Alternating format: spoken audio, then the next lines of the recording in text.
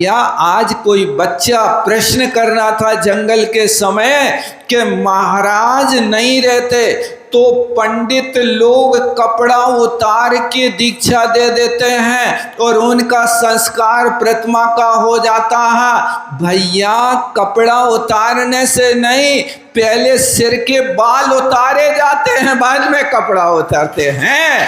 पहले case launch कराओ उन पंडित जी का कि बेटा तुम मुनि बन रहे हो, मुनि बनने के लिए पहले कपड़ा उतारने की अपेक्षा ये मल उतारो। ये मल कहलाता है, जिसको लोगों ने एक साज सज्जा का रूप बना रखा है। पहले इसको उतारिए, फिर कपड़ा उतारिए, फिर पिछी लीजिए, फिर खड़े खड़े भोजन करिए। ये तो दीक्षा के पहले आप देखते हो कि नहीं देखते हो? दीक्षा लेने वाला जो भव्य आत्मा होता है वो दीक्षा लेने के पहले केसों को उखाड़ के फेंक देता है। तो फिर जहां पर ये दिगंबर अवस्था आती है, यदि तुमने संस्कार देने के लिए भी ये जिल्लिंग को धारण किया है तो इतिहास उठा करके देख लो।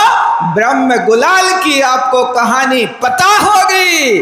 ब्रह्म गुलाल ने सारे वेश बदले, यहां तक कि सिंह का रूप भी रख लिया, राजा के लड़के को भी खा गया। लेकिन कहा उस राजा ने कि तुम्हारे सारे करिश्मा हमने देख लिए, एक बार मुनि का वेश धारण करके आओ।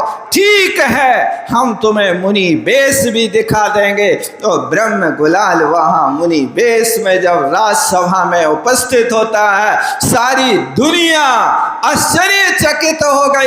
लेकिन आश्चर्यचकित होने के बाद सारी दुनिया वहां देखती रही। दर्शन करने के बाद राजा ने कहा, पहन लो ब्रह्म गुलाल कपड़े, हो गई तुम्हारी परीक्षा। तब ब्रह्म गुलाल ने कहा, दुनिया का हर वेश बदला जाता है, लेकिन ये वेश बदलने का नहीं होता। हर पद में कष्ट होता है, मुनि पद उत्कृष्ट होता है। ये नाटक का पद नहीं होता है, ये तो ना अटक का पद है। इस मोह के जंजाल में मत अटक। अब निकल गया तो निकल गया। जब ब्रह्म गुलाल जैसे एक जादूगर ने जिन लिंग को लेकर के दोबारा कपड़े नहीं पहने, तो तुम भैया क्या नाटक कर रहे हो ये? कि जहां संतों के रहते हुए और तुम कह रहे हम नंगे होके काम कर रहे हैं। भैया पहले यहाँ से कराओ कि इस लॉन्च से क्रिया प्रारंभ होती है, बाद में कपड़े उतरते देखा ना आप लोगों ने मंच पे। ये होता है, इसलिए ये गुरुओं की दिल लगी उड़ाने का अवसर नहीं है, ये गुरुओं की उपासना का समय है। तो हमें किस तरह से गुरुओं की उपासना करना चाहिए?